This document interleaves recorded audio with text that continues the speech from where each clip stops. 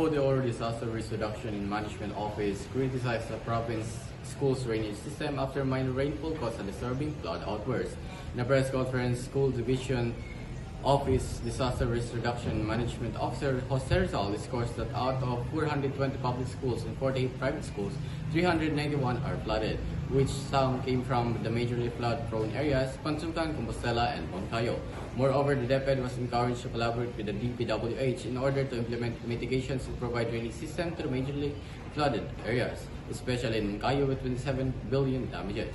Furthermore, as part of the intervention, provincial local government units were also encouraged to collaborate to the mapping of the areas where drainage system can be implemented. Lastly, there are currently 84 schools that are performing classes through alternative delivery mode due to the school's condition. William Grafilon, Kamatayan Publication.